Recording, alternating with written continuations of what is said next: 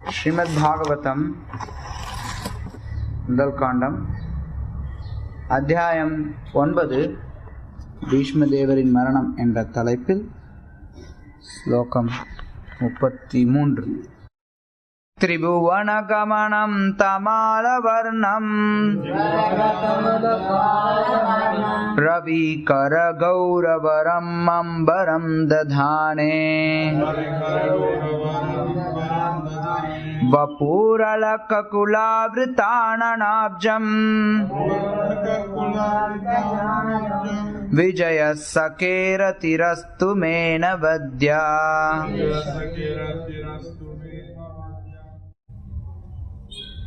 மொழிபெயர்ப்பு பொருளரை வழங்கிய தேவத்ராச பக்திவேதாந்த சுவாமி பிரபுபாத அகில கிருஷ்ண பக்தி இயக்கத்தின் ஸ்தாபக ஆச்சாரி. மொழிபெயர்ப்பு. ஸ்ரீகிருஷ்ணர் அர்ஜுனனின் நெருங்கிய நண்பர் ஆவார். அவர் தமால மரத்தின் நீல நிறத்தையொத்த திவ்யமான உடலுடன் இவ்வுலகில் தோன்றியுள்ளார்.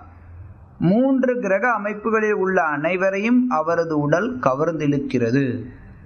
பளபளக்கும் அவரது மஞ்சள் நிற ஆடையும் சந்தன குழம்பினால் வரையப்பட்ட சித்திரங்களை கொண்ட அவரது தாமரை முகமும் என்னை கவர்ந்திழுக்கும் பொருள்களாக அமைய வேண்டும். மேலும் கர்ம பலன்களில் நான் பற்றில்லாமல் இருப்பேனாக. பொருளுரை. ஸ்ரீகிருஷ்ணர் அவரது சொந்த அந்தரங்கமான ஆனந்தத்தினாலும் அந்தரங்க சக்தியினாலுமே பூமியில் தோன்றுகிறார்.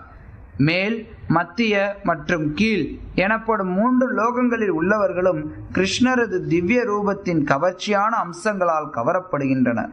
பகவான் ஸ்ரீகிருஷ்ணருடையதை போன்ற இத்தகைய அழகிய உடல் அம்சங்கள் பிரபஞ்சத்தில் வேறு எங்குமே இல்லை. எனவே அவரது திவ்யமான உடலுக்கு எந்த ஒரு ஜட பொருளுடனும் எந்த சம்பந்தமும் இல்லை. அர்ஜுனன் வெற்றி கொள்பவர் என்றும் கிருஷ்ணர் அவரது நெருங்கிய நண்பர் என்றும் இங்கு வர்ணிக்கப்படுகின்றனர். குருக்ஷேத்திர யுத்தத்திற்கு பிறகு அம்பு படுக்கையில் படுத்திருந்த பீஷ்மதேவர் அர்ஜுனனின் தேரோட்டியாக இருந்த பொழுது ஸ்ரீகிருஷ்ணர் அணிந்திருந்த அக்குறிப்பிட்ட உடையை நினைவு கூறுகிறார். அர்ஜுனனுக்கும் பீஷ்மருக்கும் போர் நிகழ்ந்து கொண்டிருக்கும் வேளையில் கிருஷ்ணரின் பளபளக்கும் உடையால் பீஷ்மர் கவரப்பட்டார். மேலும் மறைமுகமாக பகவானையே தனது நண்பராக கொண்ட அர்ஜுனனிடம் அவர் வியப்பு கொண்டார். திவ்யமான உறவு முறைகளுடன் பகவானுடன் உறவு கொண்டுள்ள அவரது பக்தர்களுடன் இணைந்து அழைக்கப்படும் போது கிருஷ்ணர் மிகவும் திருப்தி அடைகிறார். எனவே இச்சந்தர்ப்பத்தை பயன்படுத்தி கொண்டு பீஷ்மதேவர் அவரை விஜய சகே என்று அழைக்கிறார். அர்ஜுனனின் நண்பர் என்று அழைக்கிறார். கிருஷ்ணர் அர்ஜுனனின் சாரதியாக இருந்த பொழுது சூரிய கிரணங்கள் பகவானின் உடை மீது பட்டு பளபளத்தன. அக்கிரணங்களின் பளபளப்பினால் உண்டான அழகிய வர்ணத்தை பீஷ்மதேவரால் மறக்கவே முடியவில்லை. மிகச்சிறந்த போர் வீரர் என்ற முறையில் கிருஷ்ணருக்கும் அவருக்கும் இருந்த வீர பராக்கிரம உறவு முறையை பீஷ்மர் சுவைத்து அனுபவித்தார். வெவ்வேறு ரசானு பாவங்களில் ஒன்றினால் பகவானுடன் தெய்வீகமான முறையில் உறவு கொள்ளும் ஒரு குறிப்பிட்ட பக்தர் அதை மிக உயர்ந்த பரவச நிலையில் சுவைத்து அனுபவிக்கின்றார். குறைமதியாளர்களான பௌதிகவாதிகள் தங்களுக்கும் பகவானுக்கும் தெய்வீகமான உறவு இருப்பதைப் போல காட்டிக்கொள்வதற்காக விருந்தாவனத்து கோபியர்களைப் போல பாவனை செய்து செயற்கையான முறையில் உடனே மாதுரிய அன்பில் உள்ள உறவு நிலைக்கு தாண்ட பார்க்கின்றனர். பகவானுடன் கொள்ளும் உபயோகமற்ற அத்தகைய உறவு பௌதிக மனிதனின் மட்டமான மனநிலையை வெளிப்படுத்துகின்றது. ஏனெனில் பகவானுடனான மாதுரிய பாவத்தை அனுபவித்தவரால் பௌதிக ஒழுக்க விதிகளாலும் வெறுத்து ஒதுக்கப்படும் இகலோக காதல் விவகாரங்களிலும் பற்றுக்கொள்ள முடியாது. ஒரு குறிப்பிட்ட ஆத்மாவிற்கு பகவானுடன் உள்ள நித்திய உறவு வெளிப்படுத்தப்படுகிறது. அத்தகைய உறவு 5 முக்கிய ரசங்களில் ஒன்றாக இருக்கக்கூடும். உண்மையான பக்தர் ஒருவர் அத்தகைய ரசங்களுக்கு இடையில் வேறுபாட்டை காண்பதில்லை. இதற்கு பீஷ்மதேவரே மிகச்சிறந்த உதாரணமாவார். பீஷ்மதேவர் எப்படி உன்னதமான முறையில் பகவானுடன் உறவு கொண்டிருந்தார் என்பதை நன்கு கவனிக்க வேண்டும். திரிபுவன கமனம் தமால வர்ணம் ரவிகர கௌரவர் அம்பரம் ததானே வபுரலக குலாவ்ருதானனாப்ஜம் விஜய சகேரதிரஸ்து மேனவத்யா. அற்புதமான ஒரு பாடல் அல்லது பிரார்த்தனை பீஷ்மதேவர் ஸ்ரீகிருஷ்ணரிடம் வைக்கிறார். கிருஷ்ணருடைய ரூபத்தை இங்கு அவர் வர்ணிக்கிறார். பகவான் கிருஷ்ணருடைய நாமம், ரூபம், குணம், லீலை, அவரை சார்ந்தவர்கள், அதாவது அவருடைய பக்தர்கள், அவருடைய தாமம், இவை எல்லாமே மிகவும் கவர்ச்சிகரமான. கிருஷ்ணர் அப்படின்னா மிகவும் கவர்ச்சிகரமானவர் என்று பொருள். எல்லோரையும் கவரக்கூடியவர், எல்லோரையும் கவரக்கூடியவர். அதுதான் கிருஷ்ணருடைய தன்மை. கிருஷ்ணருடைய நாமம், ரூபம், குணம், லீலை, அவருடைய பக்தர்கள், அவருடைய தாமம், இது எல்லாமே கிருஷ்ணர்லேருந்து வேறுபட்டது கிடையாது. அதனால அவையும் கிருஷ்ணரை போன்றே கவரக்கூடியவராக இருக்கின்றன. இங்கே பீஷ்மதேவர் கிருஷ்ணருடைய ரூபத்தை வர்ணிக்கிறார். திரிபுவன கமனம் தமால வர்ணம். உலகத்தில் இருக்கக்கூடிய எல்லாரையும் கவரக்கூடிய தமால நிறத்தோட நீங்க இருக்கீங்க. தமால வர்ணம், தமாலம் அப்படின்னு சொல்லி ஒரு மரம் இருக்கு. விருந்தாவன பகுதிகளில் நீங்க இன்றும் பார்க்கலாம், மற்ற பகுதிகளிலும் இருக்கும். தமால மரம் நல்ல கருமை நிறத்தில் இருக்கும். அந்த மரம் பொதுவாக மரங்கள் பார்க்கும்போது அதற்கென்று ஒரு நிறம் இருக்கும். ஆனால் தமால மரம் மட்டும் மற்றதிலிருந்து வேறுபட்டு கருமையாக இருக்கும். அந்த தமால வர்ணம், கிருஷ்ணர் பல நேரங்களில் தமால வர்ணம் அப்படின்னு அழைக்கப்படுறார். தமால மரத்தில் கிருஷ்ணர் நிறைய லீலைகள் புரிவார். தமால மரம் நிறைய இடங்கள்ல கிருஷ்ணரோட ஒப்பிடப்பட்டிருக்கு. அவருடைய வர்ணம் தமாலமா இருந்தாலும், தமால அப்படின்னா சில நேரங்களில் கருப்புன்னு கூட எடுத்துப்பாங்க, நேரடியாக கூட. ஆனால் அந்த தமால மரத்தினுடைய வர்ணம், கிருஷ்ணா அப்படின்னாலே கருப்புன்னு அர்த்தம். ஒரு பொருள் நம்ம பார்த்தோம்னா கிருஷ்ண பக்ஷம் அப்படின்னு சொல்லுவாங்க. தேய்பிரை, கிருஷ்ண பக்ஷம். கிருஷ்ண பக்ஷம் அப்படின்னா தேய்பிரை, கருப்பு, கருமையை நோக்கி போயின்னு இருக்கு. கிருஷ்ணா அப்படின்னா கருமை அப்படின்னு ஒரு பொருள் உண்டு. கிருஷ்ணர் பொதுவா கிருஷ்ணர் இல்லாம நம்ம பார்த்தோம்னா கருமை அப்படின்னா அது வந்து அந்த அளவுக்கு அழகுடையது கிடையாது. ஆனா கிருஷ்ணர் அந்த கருமையை எடுத்துக்கொள்ளும் போது அவ்வளவு அழகுடையவரா இருக்க, எல்லோரையும் வசீகரிக்கிறார், எல்லோரையும் வசீகரிக்கிறார். அவருடைய அழகில் மயங்காத நபர்களே கிடையாது. கிருஷ்ணர் கோட்டி கோட்டி மன்மதர்களை மயக்கக்கூடியவர்னு சொல்லப்படுற கந்தர்ப்ப கோட்டி கமனீய விசேஷ சோபம், அது கிருஷ்ணருடைய அழகு. அவர் கிருஷ்ணர், அவருடைய அழகு எல்லா மன்மதர்களையும் வசீகரிக்கக்கூடிய. அதைத்தான் இங்க புகழ்ற பீஷ்மதேவர். ரவிகர கௌரவரம் அம்பரம் ததானே. கௌரவராம்பரம், பொன்னிற மேனியில பொன்னிற உடை அவர் அணிந்திருக்கிறார். அவருடைய உடை, அவர் எப்பவுமே பொன்னிற உடை அணிவார் கிருஷ்ணர். அந்த பொன்னிற உடையில ரவி கர, ரவி அப்படின்னா சூரியன்,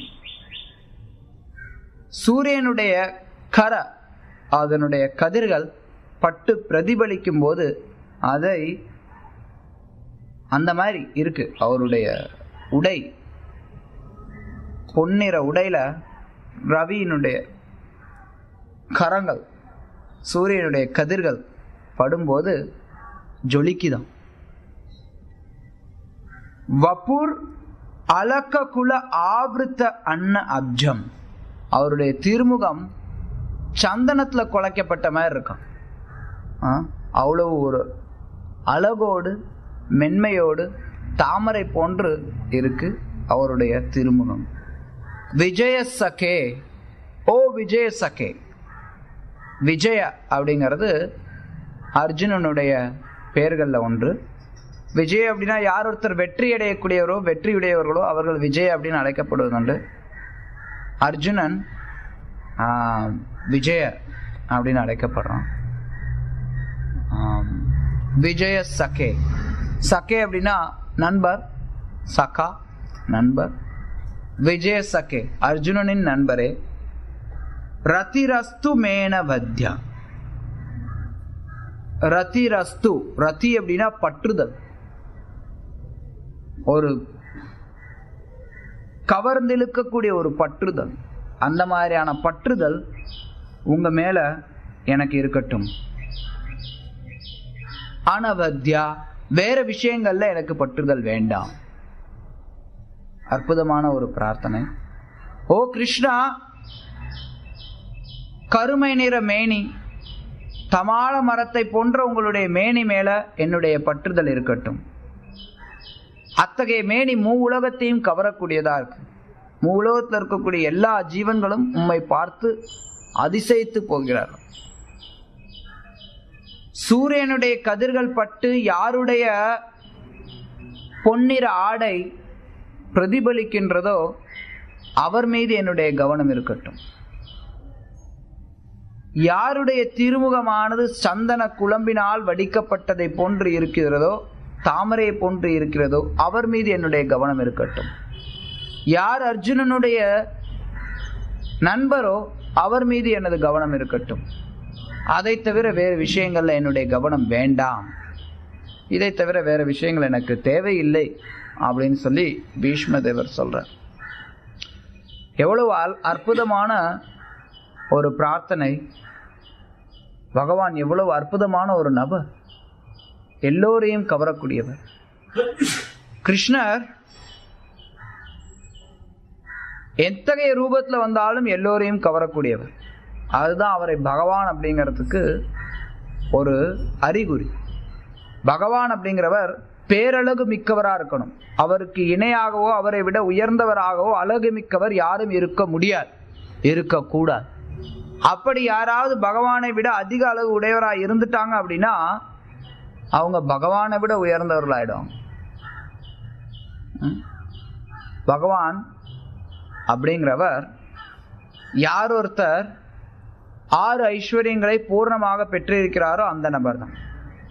யார் ஒருத்தர் அழகு, அறிவு, புகழ், வீரம், செல்வம், துறவு, இந்த 6 ஐஸ்வர்யங்களையும் முழுமையாக பெற்று இருக்கிறார்களோ அவர்களே பகவான். நீங்க யாராவது ஒருத்தர் எடுத்தீங்கன்னா,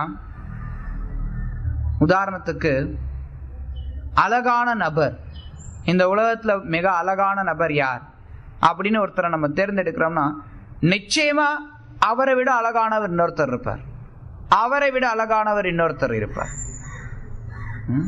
அதுவும் குறிப்பா இந்த பௌதிக உலகத்துல எவ்வளவுதான் அழகு ஒருத்தருக்கு இருந்தாலும் வருடம் ஆக ஆக அந்த அழகு போயிடும். அதை நம்ம நிறைய பேர் கிட்ட பார்க்கிறோம். வயது ஆக ஆக அவங்களுடைய அழகு முகத்தில் இருக்கக்கூடிய பொலிவு போயிடும். அது வயதினுடைய தாக்கம். மேலுலகங்கள் இருக்கக்கூடிய தேவர்களை பார்த்தீங்க அப்படின்னா அவங்களுக்கு அதிகமா அந்த வயோதிகத்தினுடைய தாக்கம் இருக்காது. ஏறக்குறைய எப்பவுமே நல்ல ஒரு இளமையோட அழகோட இருப்பாங்க. ஆனா அவர்களுடைய அழகும் கிருஷ்ணருடைய அழகோடு ஒப்பிட முடியாது. அவர்களை காட்டிலும், மேலுலக வாசிகளை காட்டிலும் இன்னும் அழகானவர்கள்லாம் இருக்காங்க. அவர்களை காட்டிலும் சிவபெருமான் அழகு மிக்கவரா இருக்கார். அவருடைய அழகு பொதுவா தோன்றாது. அவர் எளிமையா மயானத்துல வசித்து கொண்டிருக்கார். அதனால அவர் தன்னுடைய அழகை வெளிப்படுத்த மாட்டார். நாம பார்க்கிறோம், எப்ப சிவபெருமான் மீனாட்சியை திருமணம் செய்து கொள்றதுக்காக வந்தாரோ அப்ப அவர் அவருக்கு அபிஷேகம் பண்ணி அவர் குளிப்பாட்டுறாங்க. குளிப்பாட்டி அவருக்கு நல்ல உடைகள்லாம் அணிவிக்கிறாங்க. எல்லாரும் சொல்றாங்க, ஐயோ இப்படி பாம்போடெல்லாம் போனா எங்க ஊருக்காரங்க என்ன பண்ணுவாங்க? உடம்பு முழுக்க பாம்பு சுத்தி இருப்பார். பொதுவா நம்ம படங்கள்லாம் பார்க்கும்போது கழுத்துல மட்டும் ஒரு பாம்பு இருக்கிறது பார்ப்போம், இல்ல கையில ஏதோ ஒரு சில படங்கள்ல பாம்பு சுத்தி இருக்கிறது பார்ப்போம். ஆனா அவர் உடம்பு முழுக்க பாம்புகளை சுத்தி இருப்பார். அதெல்லாம் பாம்புகள்லாம் அப்படி ஓரம் ஒதுக்கிட்டு அவர் குளிப்பாட்டி பார்த்தா அவருடைய மேனி அவ்வளோ பேரழகு உடையதார், பேரழகு மிக்கவர். ஆனா அவரை காட்டிலும் பகவான் மிகுந்த அழகு மிக்கவர், எல்லோரையும் கவரக்கூடியவர். அழகு அப்படிங்கிறது சில நேரங்கள்ல மக்கள் நினைப்பாங்க, அழகு அப்படிங்கிறது ஒருத்தனுடைய பார்வையில இருக்கும்பாங்க. சில நேரங்கள்ல நம்ம அதை ஏற்றுக்கொள்ளலாம். ஒருத்தருக்கு அழகா இருக்கிறது இன்னொருத்தருக்கு அசிங்கமா இருக்கும். தமிழ்ல ஒரு பழமொழி சொல்லுவாங்க, காக்கைக்கும் தன் குஞ்சு பொன் குஞ்சும்பாங்க. ஒரு காக்கை பார்க்கறதுக்கு காக்கை இந்த வேற நவீன காலத்துல எங்க பார்த்தாலும் காக்கா தான் இருக்கு. காக்கை ஒரு அழகற்ற ஒரு பறவை. பறவைனாலே அது ஒன்றும் அழகு கிடையாது. ஆனா பறவைகள்ல ஒரு சில பறவைகள் ரொம்ப அழகா இருக்கும். கிளி, மயில் இதெல்லாம் பார்க்கறதுக்கு அவ்வளோ அழகா இருக்கும். இந்த காக்கையானது பார்க்கறதுக்கே கர்ம கொடூரமா இருக்கு. ஆனா அந்த காக்கைக்கு கூட தன் குஞ்சு பொன் குஞ்சுமா. ஏன்னா அந்த காக்கையானது அதுக்கு தன்னுடைய காக்கை இனத்தை சேர்ந்ததுதான் அழகா தென்படுது. பன்றிக்குட்டி கூட தன்னோட மனைவி, தன்னுடைய எதிர்பாலினர் அழகானவர்களா இருப்பாங்க. ஆனா பன்றிக்குட்டியை மனுஷன் பார்த்தான் அப்படின்னா பன்றி அப்படின்னு ஒதுக்கிடுவான். அதை யாரும் கவர்ச்சி கொள்றது கிடையாது. உதாரணமா பௌதிக வாழ்க்கையில ஒரு ஆண் ஒரு பெண்ணிடமும் ஒரு பெண் ஒரு ஆணிடமும் கவர்ச்சி கொள்றது அப்படிங்கிறது இயற்கை. ஆனா அந்த கவர்ச்சி எதனாலனா அழகா இருக்கு. அழகான ஒரு பொருளை பார்க்கும்போது, அழகான ஒரு பெண்ணை பார்க்கும்போது ஒருத்தன் கவரப்படுகிறான். ஆனா அழகான ஒரு பன்றிக்குட்டியை பார்க்கும்போது நம்ம கவரப்படுறோமா? நிச்சயமா இல்லை. அப்படி ஒருத்தன் கவரப்பட்டான்னா அதை விட கேவலமான வாழ்க்கை எதுவும் கிடையாது. ஆனா பொதுவா அழகான ஒரு பன்றிக்குட்டியோ அழகான ஒரு நாயையோ பார்க்கும்போது ஒருத்தன் கவரப்படுறது கிடையாது. அது சொல்ல முடியாது. நவீன காலத்துல நிறைய பேர் நாயை பார்த்து கவரப்படுறது உண்டு. ரொம்ப அழகான நாய், எங்க வீட்டுல ரொம்ப அழகான நாய் இருக்குமா.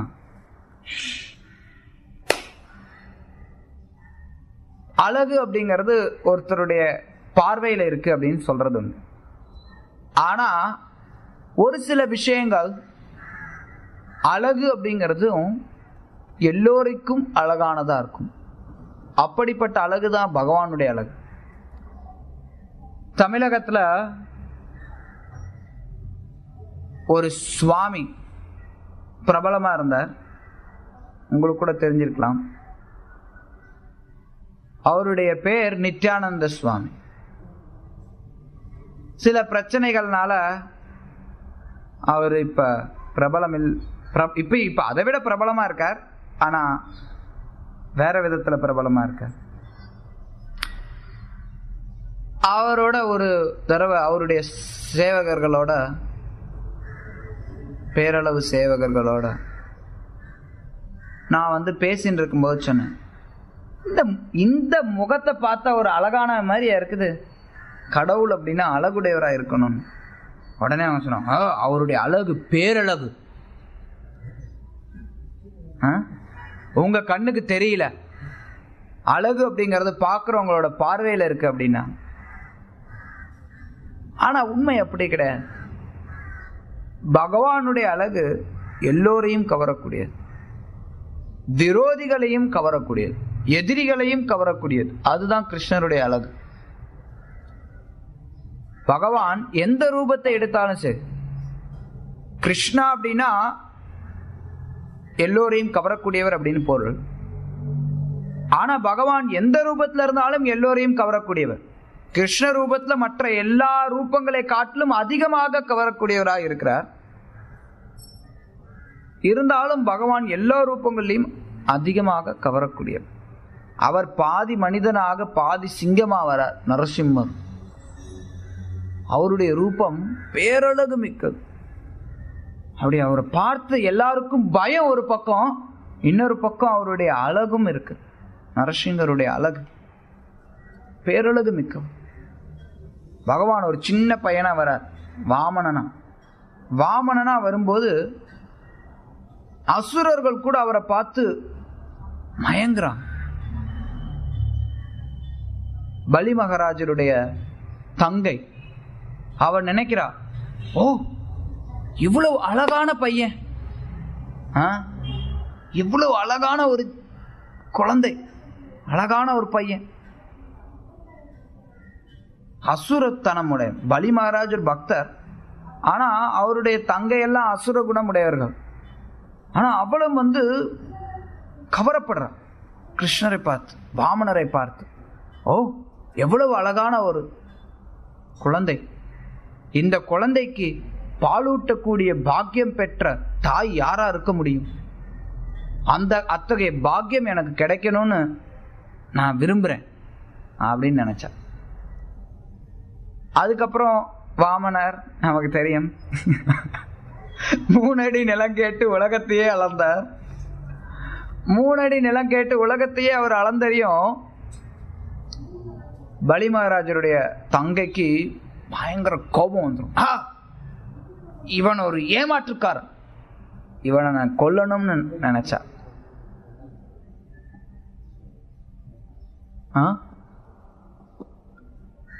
இவன் ஒரு ஏமாற்றுக்காரன், இவனை நான் கொல்லணும்னு நினைச்சா. கிருஷ்ணரை நினைத்து யார் எத்தகைய விருப்பத்தை நினைச்சாலும், எப்படி எதை விரும்பினாலும் பகவான் அதை ஏதோ ஒரு சில விதங்கள்ல பூர்த்தி செய்வார். கிருஷ்ணருக்கு பால் கொடுக்கணும்னு நினைச்சா, அதே சமயத்துல அவரை கொல்லணும்னு நினைச்சா. கிருஷ்ணரை கொல்றது முடியாது, ஆனா பால் கொடுக்கறது முடியும். அதனால கிருஷ்ணரா வந்தபோது அவளுக்கு வாய்ப்பு கொடுத்தார். பூத்தனா கிருஷ்ணருக்கு பால் கொடுத்து கொல்றதுக்கு வந்தான். கிருஷ்ணர் அவளை கொன்னுட்டு.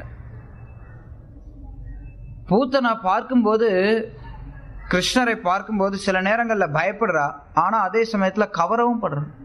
எல்லோரும் கிருஷ்ணரை பார்க்கிறவங்க எல்லாரும் கவரப்படுறாங்க. கிருஷ்ணர் மத்ராவிற்குள்ளார முதல் முறையா வரும்போது எல்லாரும் ஏற்கனவே கிருஷ்ணரை பத்தி கேள்விப்பட்டிருக்காங்க. ஆனா அவர் வரும்போது எல்லாரும் அப்படியே பார்க்கறாங்க, எப்படிப்பட்ட ஒரு நபர், இவ்வளவு ஒரு அழகா. அதுதான் பகவானுடைய அழகு, பேரழகு மிக்கவர். அத்தகைய அழகைத்தான் இங்க இவர் வர்ணிக்கிறார். கிருஷ்ணர் அவருடைய இன்னொரு தன்மை என்ன அப்படின்னா, தன்னுடைய பக்தர்களோடு இருக்கக்கூடிய உறவுல அவர் ஆனந்தம் அடைகிறார். அதனாலதான் கிருஷ்ணருடைய நிறைய பெயர்கள் அவரோட பக்தர்களோடு இணைந்து இருக்கும். அத்தகைய பெயர்களை சொல்லும் போது கிருஷ்ணருக்கு ரொம்ப பிடிக்குமா. தன்னுடைய பக்தனோடு இணைந்து தன்னை பார்க்கும்போது கிருஷ்ணருக்கு ரொம்ப பிடிக்கும். யசோத நந்தன், யசோதையினுடைய மைந்தன். நந்தநந்தன், நந்த மகாராஜருடைய பையன். வாசுதேவன், வசுதேவருடைய புதல்வன். தேவகி புத்ரா, நந்தகோபா. இப்படி தன்னுடைய பக்தர்களோடு இணைந்து அவருடைய பெயர் சொல்லப்படும் போது அவருக்கு ரொம்ப பிடிக்குமா. பார்த்த சாரதி. அதனால இங்க பீஷ்மதேவர் கிருஷ்ணரை திருப்திப்படுத்துறதுக்காக விஜய சகே அப்படின்னு அழைக்கிறார். அர்ஜுனனுடைய நண்பனே. கிருஷ்ணர் பக்தவத்சலா. அவருடைய மிக உயர்ந்த குணம் பக்தவத்சலா. பக்தர்களை காக்கக்கூடியவர், பக்தர்களுக்காக தன்னையே ஒப்படைக்கக்கூடியவர். அதுதான் கிருஷ்ணருடைய மிகச்சிறந்த குணம். அதைத்தான் அவர் மிக முக்கியமானதா நினைக்கிறார். கிருஷ்ணரை பொறுத்தளவு வேற எதையும் அவர் அதிகமாக பொருட்படுத்துறது கிடையாது. அவரை பொறுத்தளவு நான் என்னுடைய பக்தர்களுக்கு பிரியமானவனாக இருக்கணும், பக்தர்களை காக்கக்கூடியவனாக இருக்கணும், அதுதான் என்னுடைய கடமைன்னு கிருஷ்ணர் நினைக்கிறார். அதைத்தான் பீஷ்மதேவர் பகவானோட இருக்கக்கூடிய லீலைகள் மூலமா வெளிப்படுத்துறார். பீஷ்மதேவருக்கும் பகவான் கிருஷ்ணருக்கும் வீரிய ரசம் இருக்கு. போர் புரியக்கூடிய ஒரு வீரத்தை வெளிப்படுத்தக்கூடிய ஒரு ரசம். பகவானுக்கும் ஜீவனுக்கும் நடுவுல 5 வகையான ரசங்கள் அல்லது உறவு பரிமாற்றங்கள், அன்பு பரிமாற்றங்கள் இருக்கு. அதுல ஒன்று சாந்தமா உறவு கொள்றது, அது சாந்த ரசம்னு சொல்லப்படுது. சாந்தமான உறவு அப்படின்னா, விருந்தாவனத்துல உதாரணத்தை எடுத்துக்கிட்டோம்னா, அங்க இருக்கக்கூடிய மரங்கள், செடிகள், கொடிகள், புல், நதி, பசுக்கள், பறவைகள் இதெல்லாம் பகவானோடு சாந்தமா உறவு கொள்ளுது, கிருஷ்ணரோட. அதனால அத்தகைய உறவு முறை சாந்த ரசம்னு அழைக்கப்படுது. அப்புறம் தாஸ்ய ரசம், பகவானுக்கு சேவகனா இருக்கிறது. பகவானுக்கு சேவகனா இருக்கக்கூடிய உறவு முறை நம்ம பார்க்கிறோம் கிருஷ்ண லீலைகள்ல. அவருக்கு உடை உடுத்தி விடுறது, அவருக்கு அணிகலன்கள் அணிவிக்கிறது, அது மாதிரி நிறைய சேவகர்கள் இருக்காங்க. அவர் அப்புறம் பகவானோட நண்பனாக உறவு கொள்றது, எத்தனையோ கோப்பர்கள் இருக்காங்க. பகவானுடன் பெற்றோராக உறவு கொள்றது, அதன் பிறகு பகவானுடைய காதலியாக உறவு கொள்றது. இந்த 5 ரசங்கள் பகவானோட ஒருத்தர் உறவு கொள்றதுக்கு உகந்தது. இந்த 5 முக்கியமான ரசங்கள்னு சொல்லப்படுது. இதற்கடுத்து 2ஆம் நிலையில ஒரு 7 ரசங்கள் இருக்கு. அத்தகைய 2ஆம் நிலை ரசங்கள்ல ஒன்று வீரிய ரசம். பகவானோடு சண்டை போடணும் அப்படிங்கிற ஒரு அன்பு. எப்படிப்பட்டது அத்தகைய அன்பு? நம்மளால யோசிச்சு பார்க்க முடியாது. எப்படா சண்டை போடுறதுல ஒரு அன்பா? அது பகவானுக்கும் பக்தர்களுக்கும் சில நேரங்கள்ல சாத்தியமாகும்.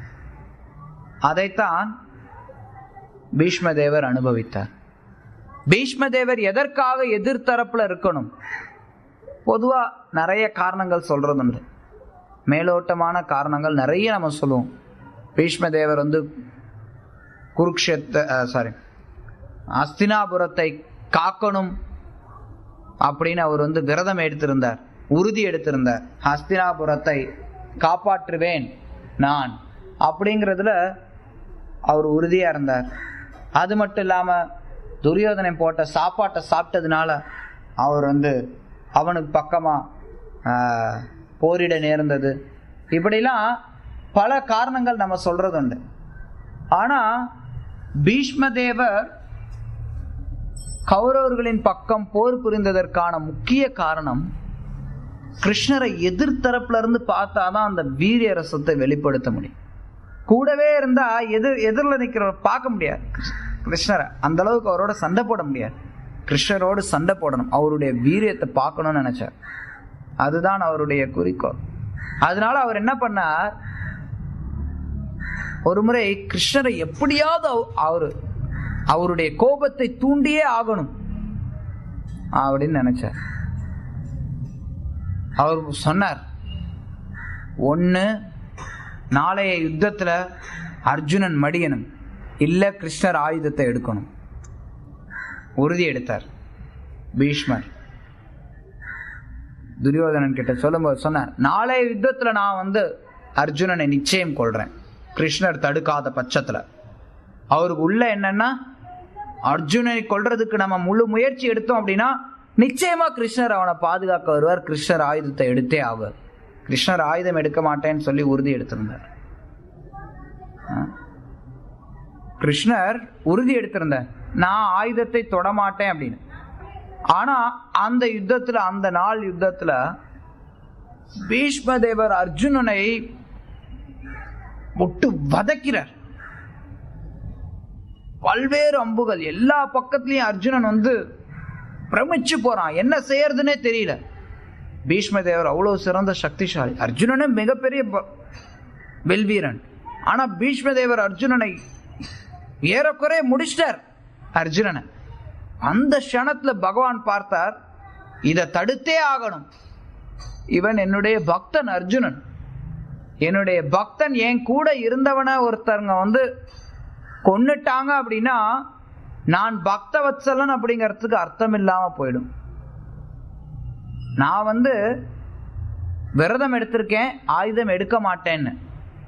ஆனா நான் இப்ப ஆயுதம் எடுக்கல அப்படின்னா நான் பக்தவத்சலன் இல்லைன்னு ஆயிடும். அதனால கிருஷ்ணர் தன்னுடைய சத்தியத்தையே மீறார். கிருஷ்ணர் சத்தியம் செய்தார், நான் ஆயுதம் எடுக்க மாட்டேன். ஆனா பக்தவத்சலன் என்று அறியப்படுவதை கிருஷ்ணர் பெருமையா நினைக்கிறார். தான் கொடுத்த வாக்குறுதியை, சத்தியத்தை காப்பாற்றியவன், சத்தியவான் அப்படின்னு அறியப்படுறதை காட்டிலும் பக்தவத்சலன் அறியப்படுறத கிருஷ்ணர் பெருமையா நினைக்கிறார். அதனால எடுத்துட்டு போறார், சக்கரத்தை எடுத்துட்டு பீஷ்மரை தாக்குறதுக்கு போறார். அப்ப அர்ஜுனன் தடுப்பான். ஓ கிருஷ்ணா, எனக்காக நீ உன்னுடைய சத்தியத்தை மீறிட்டன்னு மக்கள் நினைக்க கூடாது. அர்ஜுனனுடைய அன்பை பாருங்க. பகவான் தன்னுடைய பக்தனுக்காக தன்னுடைய சத்தியத்தை மீற தயாரா இருக்கார். ஆனா பக்தனானவன் தனக்காக பகவானுக்கு கெட்ட பேர் வந்துடக்கூடாதுங்கிறதுலையும் பக்தன் நினைக்கிறான். அது பக்தனுடைய எண்ணம். அர்ஜுனன் கிருஷ்ணர் காலை பிடிக்கிறான். வேண்டாம் கிருஷ்ணா, நானே சண்டை போடுறேன், எனக்காக நீங்க உங்களுடைய சத்தியத்தை முறிக்க வேண்டாம். அத்தகைய அன்பு பரிமாற்றம் பீஷ்மருக்கும் கிருஷ்ணருக்கும் அர்ஜுனனுக்கும் நடுவுல, அந்த குருக்ஷேத்திர யுத்த களத்துக்கு நடுவுல ஒரு அற்புதமான அன்பு பரிமாற்றம் நடைபெறும். அதை இங்க பீஷ்ம தேவர் நினைவு கொள்றார். விஜய சக்கேன்னு சொல்லும் போது கிருஷ்ணர் அதனால தன்னுடைய பக்தனோடு இருக்கும்போது, பக்த வத்சலனா அறியப்படும் போது அவர் பெருமை அடைகிறார். விஜய சக்கே, விஜய அர்ஜுனனுடைய நண்பனா இருந்து தேரோட்னியே கிருஷ்ணா, அந்த கிருஷ்ணன் என்னுடைய மனதில் நிற்கணும். கிருஷ்ணருடைய மேனியில அம்புகள் பட்டு அவருடைய மேனியிலிருந்து ரத்தம் சொட்டும். ஆன்மீக உடல்ல இருந்து ரத்தம் எப்படி சொட்ட முடியும்? பகவானுடைய லீலை அது. அவருடைய மேனியிலிருந்து ரத்தம் சொட்டும் போது அந்த கருமை நிற மேனியில செந்நிறம் ரத்தம், அவருடைய பொன்னிற உடை, அதை பார்த்து பீஷ்மர் ரசிப்பார். அவருடைய அழகு, பகவானுடைய அழகு, அதை இங்க பீஷ்மர் நினைவில் கொள்றார். அதுதான் பகவானுக்கும் பக்தனுக்கும் இருக்கக்கூடிய ஒரு உறவு, வித்தியாசமான உறவு. அத்தகைய உறவு நம்மளால யோசிச்சு பார்க்க முடியாது. பகவானுக்கும் பக்தர்களுக்கும் இடையில் இருக்கக்கூடிய உறவை கட்டுண்ட நிலையில் இருக்கக்கூடிய நம்மளால யூகிக்கவே முடியாது. அதைத்தான் ஸ்ரீல பிரபுபாத் இங்க சுட்டி காட்டுறார். சாதாரண பௌதிகவாதிகள் கிருஷ்ணருக்கும் பீஷ்மருக்கும் இடையில் இருக்கக்கூடிய உறவை புரிந்து கொள்ளவே முடியாது. அதையே புரிந்து கொள்ள முடியாத பட்சத்துல எல்லாவற்றையும் விட உயர்ந்த மாதுரிய ரசத்தை எப்படி மக்களால புரிந்து கொள்ள முடியும்? கிருஷ்ணருக்கும் கோபியர்களுக்கும் இடையில இருக்கக்கூடிய உறவு, அதை சாதாரண ஒரு பௌதிக காமமா பார்ப்பார். கிருஷ்ணர் யாருன்னு தெரியாது அவங்களுக்கு. அதனால அதை ஒரு சாதாரண ஒரு ஆணும் பெண்ணும் நடனம் ஆடுற மாதிரி கிருஷ்ணரும் கோபியர்களும் நடனம் ஆடினாங்கன்னு நினைப்பான். கிடையாது. மிக உயர்ந்த நிலை அது. கிருஷ்ணருக்கும் பக்தர்களுக்கும் இடையில இருக்கக்கூடிய உறவுகளை ஆரம்ப நிலையில நம்மளால உணர முடியாது. ஆனா அத்தகைய உறவுகள் யார் ஒருத்தர் பக்தியில உயர்வு பெற்றார்களோ அவர்களால புகழப்படுதுங்கிறத தெரிஞ்சுண்டு நம்ம அத்தகைய பக்தர்களை வணங்கலாம். பீஷ்ம தேவரை போன்ற பக்தர்களை நம்ம வணங்கணும். அத்தகைய பக்தர்களை வணங்குவதன் மூலமா நம்ம கிருஷ்ணரை திருப்திப்படுத்த முடியும். கிருஷ்ணர் சொல்ற, யார் என்னுடைய பக்தன்னு சொல்றானோ அவன் உண்மையில என்னுடைய பக்தன் இல்லை. யார் என்னுடைய பக்தனுக்கு பக்தனாக இருக்கிறானோ அவன் எனக்கு மிகவும் பிரியமானவன். சைத்தன்ய மகாபிரபு சொல்றார், பக்தியில நம்மளுடைய பணியானது கிருஷ்ணருக்கு சேவை பண்றது கிடையாது, கிருஷ்ண பக்தர்களுக்கு சேவை பண்றது. அவர் சொல்றார், நான் ஒரு சூத்ரன் அல்ல, வைஷ்யன் அல்ல, சத்திரியன் அல்ல, பிராமணனும் அல்ல. அவர் பிராமண குலத்துல பிறந்திருந்தார். இருந்தாலும் அவர் சொல்றார், நான் பிராமணனும் அல்ல,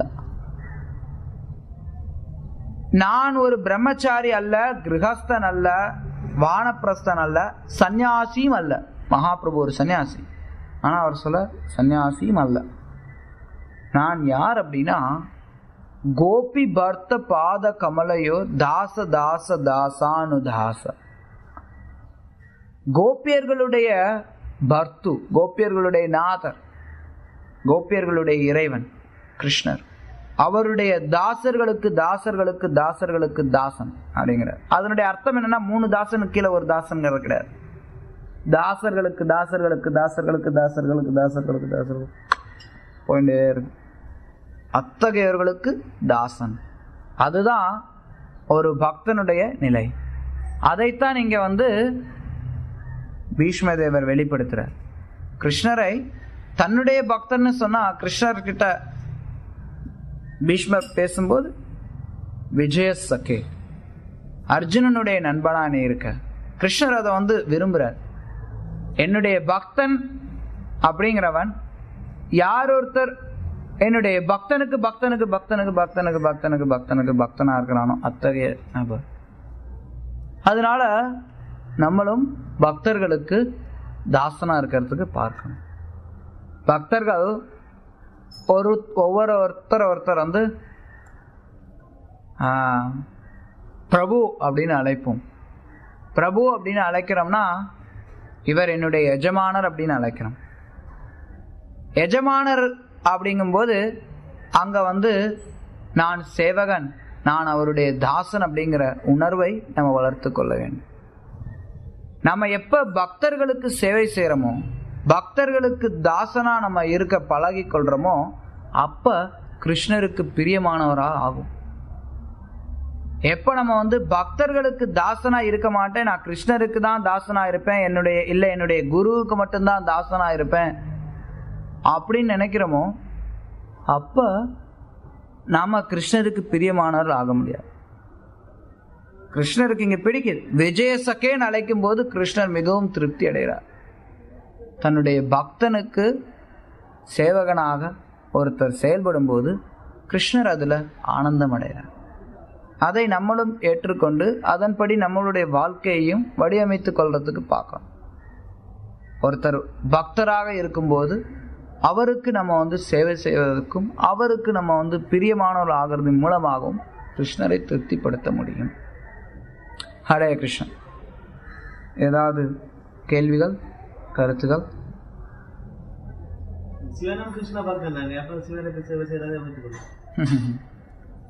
பக்தர்களுக்கு சேவை செய்யறது அப்படிங்கிறது, அவர் ஒரு பக்தர் அப்படிங்கிற எண்ணத்தோடு சேவை செய்தால் அத்தகைய உறவு முறை பிரியமானது, கிருஷ்ணருக்கு ரொம்ப பிடிக்கும். ஆனா பொதுவா நம்ம அதை சிபாரிசு பண்றது கிடையாது.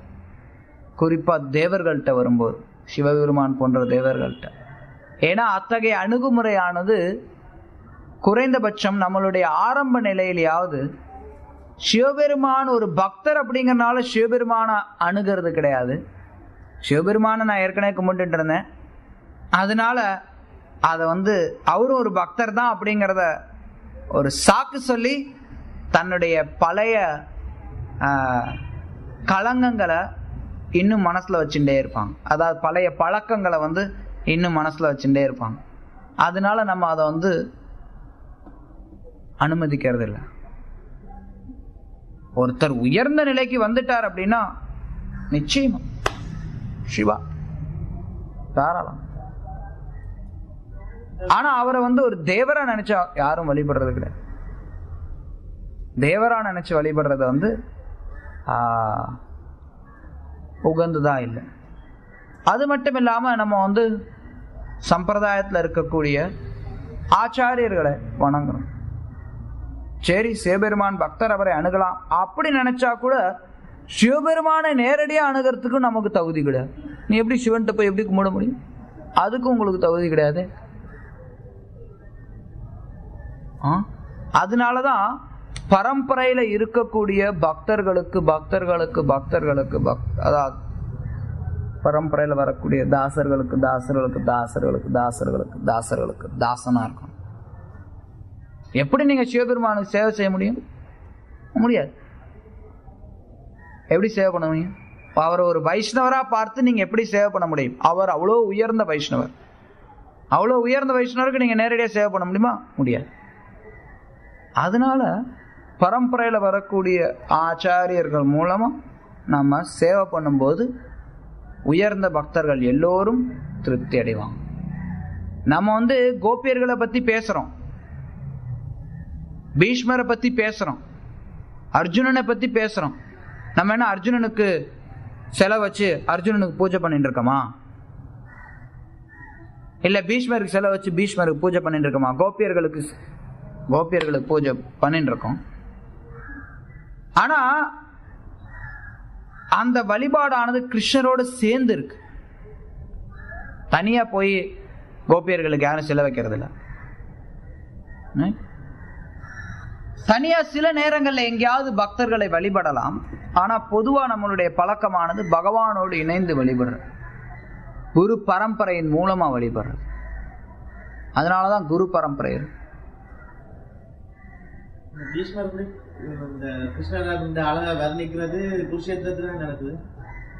இந்த காட்சியானது குருக்ஷேத்திரத்துல நடந்ததை நினைவு கூர்ந்து அம்பு படுக்கையில இருக்கும்போது பீஷ்மர் பாடுறார். தன்னுடைய மரண நேரத்துல அவர் எல்லா விதமான உபதேசங்களையும் கொடுத்துட்டு மரணத்தை சந்திக்கலாம்னு அவர் முடிவு பண்ணதுக்கு அப்புறம் கிருஷ்ணரை பார்த்து கொண்டு கிருஷ்ணரை புகழ்ந்து கொண்டு உடலை விட போறார். இன்னும் கொஞ்சம் ஸ்லோகங்கள் அவர் கிருஷ்ணரை புகழக்கூடிய ஸ்லோகங்கள் வரும். அதன் பிறகு அவர் கிருஷ்ணரை பார்த்து கொண்டே தன்னுடைய உடலை விட்டு செல்வார் கிருஷ்ணருடைய லோகத்துக்கு. பார்த்த சாரதி லோகம் அப்படின்னு ஒரு லோகம் இருக்கு வைகுண்ட லோகத்துல. அங்க பீஷ்ம தேவர் நித்தியமா கிருஷ்ணரோட இருக்கார். அந்த லோகத்துக்கு அவர் போறார். நீங்க இருந்து அதுக்கு தன்னை தயார்படுத்தின்னு இருக்கார்.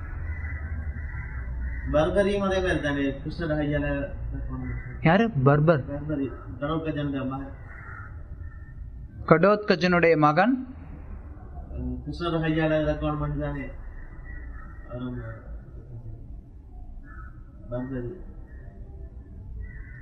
எனக்கு நினைவில்லை, ஞாபகம். சரி, அவர் கிருஷ்ணருடைய கையில இறக்கணும்னா அதுல என்ன? பீஷ்மர் இந்த மாதிரி தன்னுடைய வீரத்தை வெளிப்படுத்தி தரணுமோ அவரும் அதே மாதிரி நோக்கத்துல தெரியல. எனக்கு தெரியல. ஆச்சாரியர்கள் யாரும் பர்பரிய வீரி ரசத்துக்கு ஒப்பிட்டதாக நான் பார்க்கல. எனக்கு தெரிந்து குருஷேத்திரத்துக்கு வர முதலே கிருஷ்ணர் அவரை தடுத்துடுறார். தடுத்து உடனே அவர் தான் அந்த குருஷேத்திரம் முடியும் வரைக்கும் அவர் முழுக்க பார்க்கல. சஞ்சயன் மாதிரி ஃபுல்லா முழுக்க பார்த்ததுல பர்பரி சஞ்சயன் தான். ஆஹா.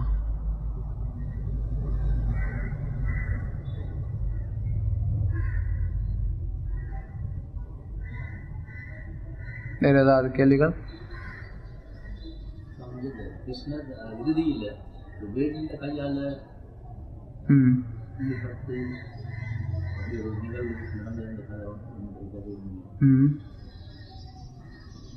முதல்ல நம்ம பேசின விஷயங்களுக்கு சம்பந்தமா ஏதாவது கேள்வி இருக்கான்னு பார்க்கலாம்.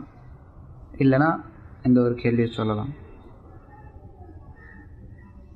வேற ஏதாவது கேள்வி இருக்கா நம்ம பேசின விஷயங்களுக்கு சம்பந்தமா? ஓகே. கிருஷ்ணர் ஒரு வேடனுடைய அம்பின் பட்டு மரணம் அடைந்ததாக சொல்லப்படுது. அது எப்படி? பாகவதத்துல சொல்லப்பட்டிருக்கு. ஆனா அது கிருஷ்ணருடைய ஏற்பாடு. கிருஷ்ணர் லட்சம் படைகளை தனி ஆளாக சமாளித்து தனி ஆளாக கொன்றவர். அவருக்கு ஒரு வேடனுடைய அம்பு பட்டு மரணம் நிகழ முடியுமா என்ன? ஒரு சாதாரண நபருக்கு கூட ஒரு வேடனுடைய அம்பு பட்டு மரணம் நிகழ முடியாது. உங்களுக்கு இப்போ நான் இருக்கேன், என்னை என் மேலே ஒரு வேடன் அம்பு எய்கிறான், நான் உடனே செத்துருவேனா? சாக மாட்டேன். சாவேன் எப்படின்னா நெஞ்சில் குத்துனா, நெஞ்சில் அம்பு வந்து குத்துச்சுன்னா ஓகே. கால் விரல்ல கால் நுனியில அம்பு படுறதன் மூலமா சாதாரண ஒரு மனுஷனாவது சாவானா? என் கேள்விக்கு பதில் சொல்ல. யாருமே சாக மாட்டாங்க. விரல் நுனியில வந்து ஒரு அம்பு படுது அப்படின்னா அதனால யாராவது மரணம் அடைவாங்களா? நிச்சயமா கிடையாது. அப்படி இருக்கும்போது கிருஷ்ணர் எவ்வளவோ போர் படைகளை துவம்சம் செய்தவர். அவர் ஒரு வேடனுடைய சாதாரண அம்பினால மரணம் அடைவாரா என்ன? சாத்தியமில்லாத ஒன்று. பகவானுடைய ஏற்பாடு, அவர் லீலைகளை முடிக்கணும் அப்படிங்கறனால அவர் அந்த மாதிரி முடிச்சார். அம்பு வந்து படுது, பட்டரையும் ஏதோ யாரையோ நம்ம வந்து கொண்டிருக்கோம் அப்படிங்கறது தெரிஞ்சு வேடன் வந்து பார்க்குறான். அங்க கிருஷ்ணர் உட்காந்துருக்கார். அவர் பாட்டுக்கு அமைதியா உட்காந்துருக்கார். அமைதியா உட்காந்துருக்கார் கிருஷ்ணர். ஐயோ அம்பு பட்டுருச்சு, வலிக்குது, துடிச்சுட்டு அவர் ஒன்றும் சாகலை, அப்படி ஒன்றும் சாகலை. அம்பு பட்டரே அவர் பாட்டுக்கு அமைதியா உட்காந்துருக்கார். ஐயோ உங்க மேல அம்பு எழுதிட்டேனா, என்னை மன்னிச்சிடுங்க, தெரியாம பட்டுருச்சு. அது வந்து கிருஷ்ணருக்கு வந்து சும்மா ஏதோ ஒரு சின்னோண்டு ஒரு பூவை தூக்கி போட்டால் கூட அது கூட வலி அதிகமாக இருக்கும். அந்த கிருஷ்ணருக்கு அந்த அம்பினுடைய வலி வலிங்கிற கருத்தே அவருக்கு கிடையாது அவர்கிட்ட. அதனால வந்து அவர் என்னை மன்னிச்சிடுங்க அப்படின்னு சொல்லி கேட்குறாரு. கிருஷ்ணர் சொல்றாரு, சரி இதை வந்து நான் ஒரு உண்மையில இது உன்னுடைய செயல் கிடையாது, நீ அவனும் கிருஷ்ணருக்கு பக்தி, கிருஷ்ணருக்கு மேல எந்த ஒரு பொறாமையும் இல்லாத நபர். அதனால கிருஷ்ணர் சொல்ற, உன்னை நான் காரணமா வச்சு இந்த உலகத்தை விட்டு போகணும்னு முடிவு பண்ணியிருந்தேன், அதுக்காக தான் இப்படி ஏற்பாடு பண்ணேன், நான் கிளம்புறேன் அப்படின்னு சொல்லிட்டு கிருஷ்ணர் அங்கிருந்து கிளம்புறார். அதுதான் கிருஷ்ணர் செய்த செயலை ஒழிய கிருஷ்ணர் வந்து அந்த அம்பினால சாகலை. அம்பு பட்டதுக்கு அப்புறம் அவர் பாட்டு உட்காந்து அவனுக்கு வந்து அந்த வேடனுடைய பிரார்த்தனைகளை ஏற்றுக்கொண்டு வேடனுக்கு ஆசி வழங்கிட்டு அதுக்கப்புறம் அவர் வந்து தன்னுடைய லோகத்துக்கு போறார். சில நேரங்கள்ல கிருஷ்ணருடைய சில செயல்கள் நாஸ்திகர்களை குழப்புவதற்காக இருக்கும், அறிவற்ற மக்களை குழப்புவதற்காக இருக்கும். அதுபோல இதுவும் ஒரு செயல். ஹரே கிருஷ்ணா. श्रीमद् भागवतम की जय, श्रील प्रभुपाद की जय.